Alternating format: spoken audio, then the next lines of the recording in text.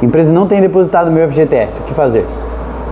Bom, lembrando que é uma obrigação do empregador o depósito do FGTS e ele tem até o dia 20 do mês subsequente para fazer esse depósito.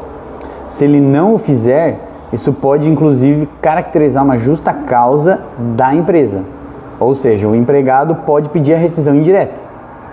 Mas uma das coisas que você pode fazer é conversar com a empresa e verificar o que aconteceu para que eles possam sanar esse problema e realizar o depósito em atraso.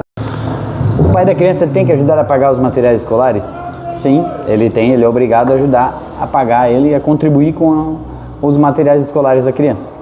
Então, quando chega esse período agora, né, de férias escolares e preparação para o novo ano letivo, sim, todos os pais racham a despesa escolar. Então, todo o material que for comprado, meio a meio entre os pais. Guarda compartilhada paga pensão? Bom, a gente precisa verificar como ela está sendo fixada. A guarda compartilhada, em que cada um dos genitores fica 15 dias responsável pela criança, essa em regra não é fixada pensão, até porque cada um dos dois fica responsável pelos gastos da criança no período em que ela está consigo, mas ainda assim não afasta a responsabilidade comum dos dois nos gastos extras. Então, material escolar, os dois vão dividir, né? Isso não importa. Agora, aquela guarda compartilhada em que há uma residência principal para a criança e o outro genitor apenas exerce o direito de visita de forma quinzenal, nessa ainda assim vai haver a fixação de pensão alimentícia em prol da criança. A instituição pode demitir sem avisar com antecedência quando é CLT?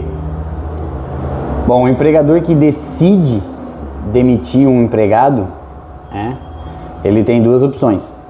Ele também dá o aviso prévio, assim como o empregado, quando quer sair da empresa, dá o aviso prévio sob pena de ter descontado aqueles dias, o empregador é a mesma coisa.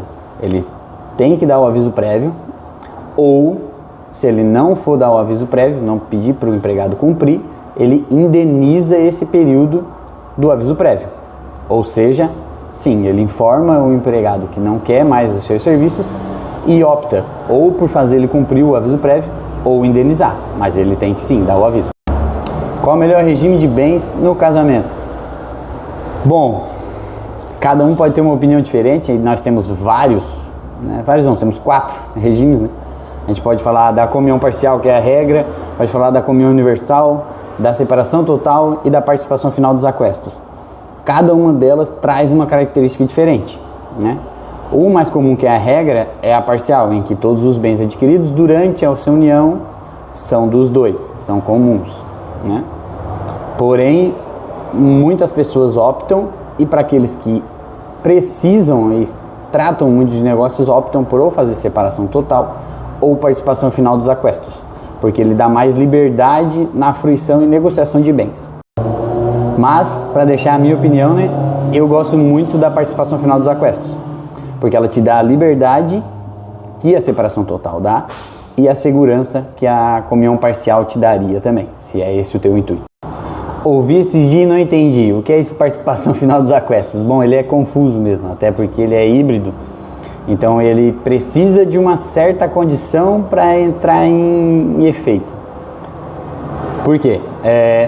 Todo casamento, né, no Brasil, em regra, é comunhão parcial de bens. Para que ele não seja comunhão parcial de bens, é preciso fazer o que a gente chama de um pacto antinupcial, né? Que nada mais é que um contrato entre os dois cônjuges, né? E se nesse contrato o regime de bens que foi escolhido for participação final dos aquestos, o que acontece? Durante o período de fruição do casamento, esse casamento se dá como se fosse uma separação total de bens. Ou seja, os bens do marido são do marido e não se comunicam com os bens da esposa, e os bens da esposa são da esposa e não se comunicam com o do marido. Só que, no momento, se eventualmente ocorrer um divórcio, ele passa a ser a comunhão parcial.